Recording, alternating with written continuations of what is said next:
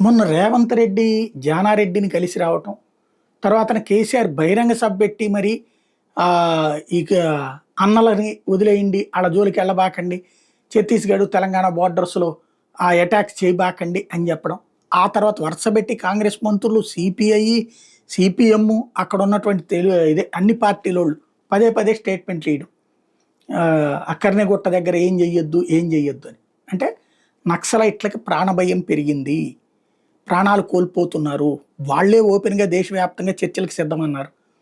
సరే తెలంగాణ ప్రభుత్వం ద్వారా ఆ చర్చలయ్యో జరిపిచ్చేసేసి మళ్ళీ లొంగిపోయినట్టో లేకపోతే గనక శాంతి చర్చలు అనేటటువంటి కథ నడుపుదామని చూస్తున్నారు. అప్పుడు కూడా కేంద్రంలో, రాష్ట్రంలో కాంగ్రెస్ ఉంది కాబట్టి సరిపోయింది. ఇప్పుడు కేంద్రంలో బీజేపీ ఉంది, రాష్ట్రంలో కాంగ్రెస్ ఉంది.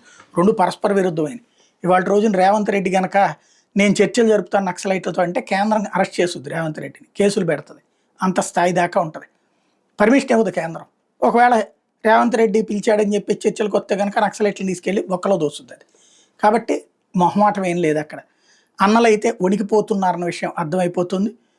దానికి వాళ్ళు ఈ నేతల మీద ఒత్తిడి తెచ్చేటప్పటికి వీళ్ళు వణికిపోయి ఈ స్టేట్మెంట్ ఇస్తున్నారన్నది అర్థమైపోతుంది.